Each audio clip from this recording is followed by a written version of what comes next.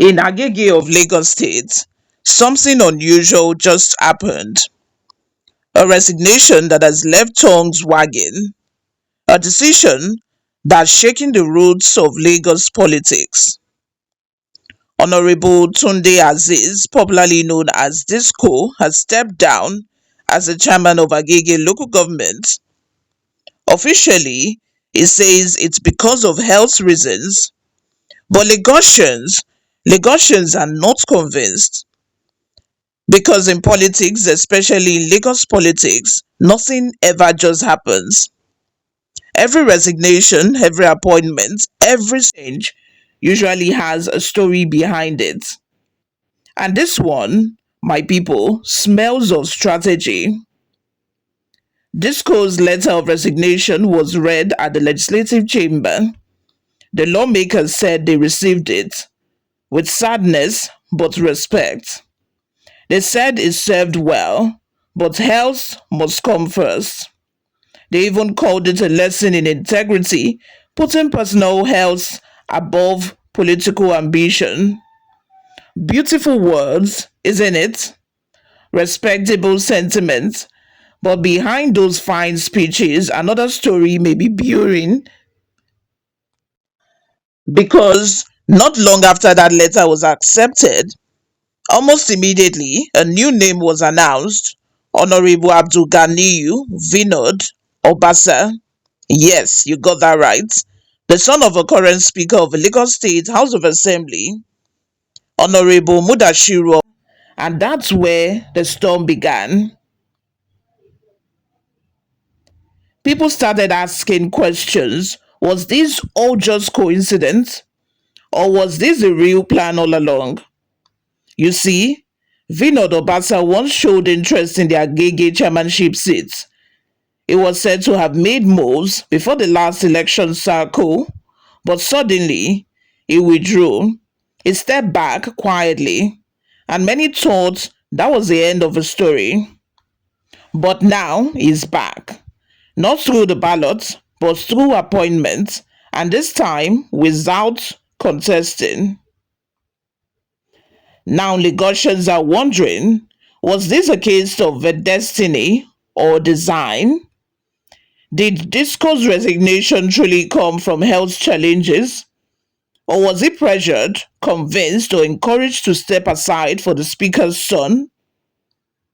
Agege is not just any local government, it's the speaker's political base, its stronghold, its foundation, and now, with his son sitting as a council chairman, some say the Obasa family has finally completed the circle of political power from state to local.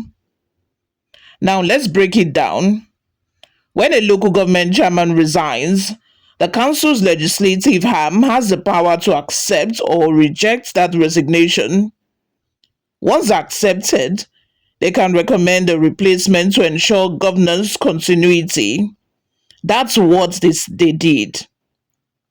They accepted Disco's resignation and unanimously approved Vinod Obasa as the substantive chairman unanimously. No contest, no debate, no hesitation. That word, unanimously, is what's raising eyebrows. Because in Lagos politics, unanimity is rarely genuine. It's usually a signal, a message that says this decision has already been made elsewhere. And that elsewhere, according to public sentiment, may just be the speaker's office. Now to the big question, is it legally right? Is it ethically sound? Can a father be the speaker of a house and a son the chairman of his own constituency's local government? Technically, the law doesn't forbid it, but morally, politically, democratically, it raises deep questions about fairness and dynasty politics. We've seen it before. Across Nigeria, politics has become a family business. Father hand over to sons, brother hand over to cousins, wives replace husbands. It's a new inheritance, not of land, but of power. And in Lagos, some residents are saying this is how it starts, one family at a time, one council at a time, until political leadership becomes a private property, handed down, not voted for. But let's be fair, let's hear the other side too. Supporters of the Speaker's family say Vinod's appointment is not nepotism, it's competence. They argue that he grew up in politics, understands governance, and deserves a chance to serve. They say leadership is not a crime if it runs in the bloodline. After all, they ask, should a politician's child be punished for being born into a political family? It's a valid question. Vinod has been around politics for years. He's not new to public service. Maybe he's genuinely qualified. Maybe the council simply saw him as the best choice for continuity. But again, critics reply sharply. If he's that qualified, why didn't he contest through the ballot? Why emerge through resignation and appointment? That's the debate raging right now across Agege and Lagos. On social media, the reactions are wild. Some say it's strategic succession, others call it a soft coup. And then there are those who say this is Lagos, power doesn't fall, it's transferred. There are whispers that these might have been planned from the start, that Disco's resignation didn't just happen, it was negotiated, that behind the scenes conversations had been ongoing to pave the way for Speaker's son. Of course, these are speculations, but in politics, perception often becomes reality. And right now, the perception in Agege is loud and clear that the Obasa dynasty just expanded its reach. Now, this is where the analysis deepens. Was this truly a case of health resignation or political choreography? Because let's not forget, Disco has been a loyal ally of a speaker for years. Their political bond runs deep.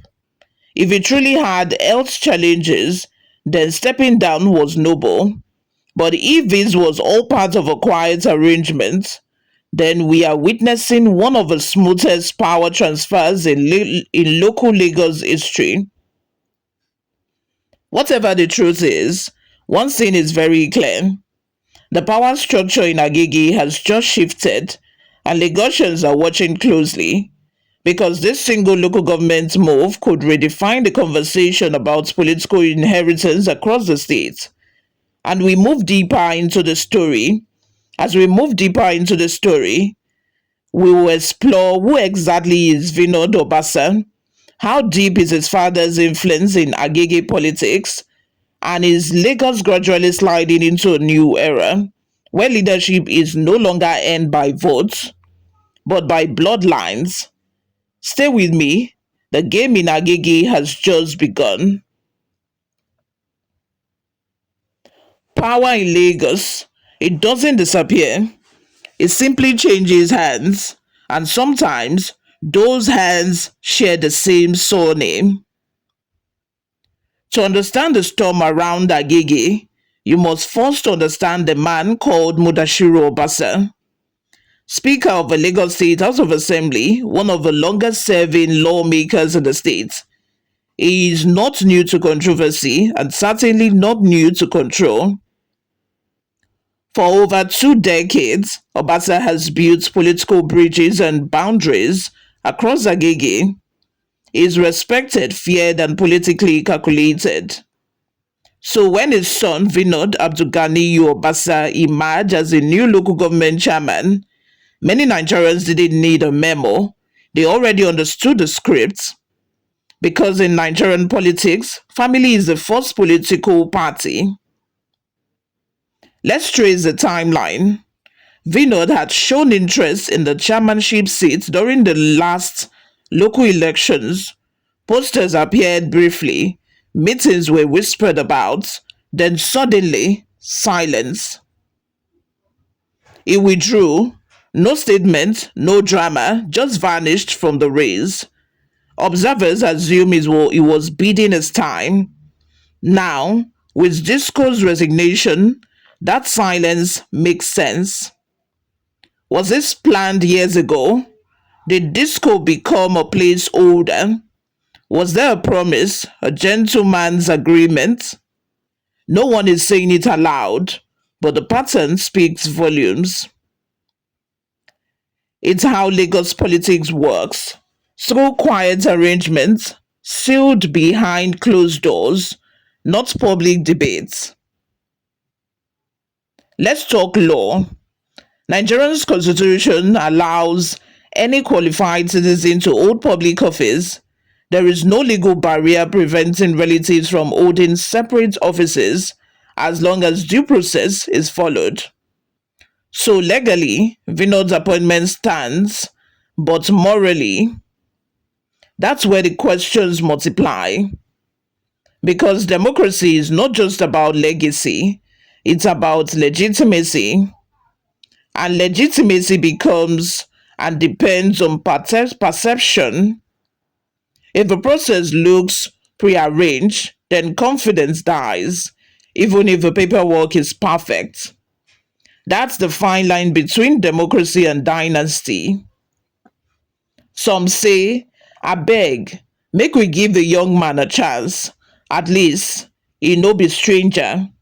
They believe continuity is good, that leadership experience can be inherited, just like wisdom. But others are furious. They ask, is Lagos now for one family alone? They fear that public service has turned into a private franchise. Even traders in Agege markets whisper, if Papa dey control assembly and Pikin dey control council, we go question them again? It's a chilling question. Let's not forget the human side. Honorable Tunde Azeez Disco cited health reasons, and that may truly be the case. Politics in Nigeria is stressful. Endless meetings, heavy expectations, and community pressure can break any man. If he's unwell, stepping aside was honorable. But the speed of the replacement, that's what unsettles people.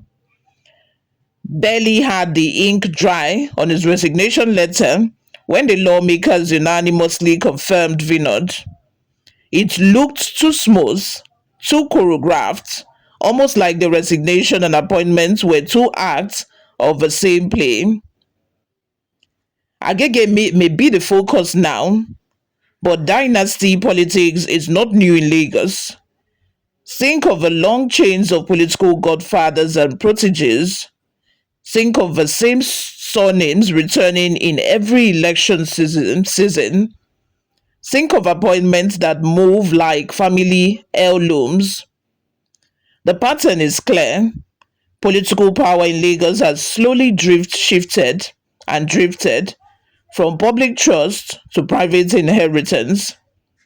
That's what makes Obasa's story symbolic, not because it's the first time, but because it's happening in plain sight.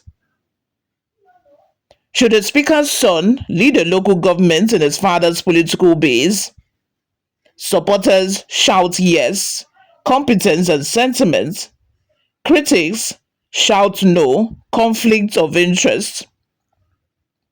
Let's weigh it. If son performs well, the people benefit. If he fails, the father's reputation burns. It's a risky gamble because even if Vinod works 10 times harder, many will always believe he's there because of blood, not merit. And perception, once fixed, is hard to wash off. Democracies thrive on trust.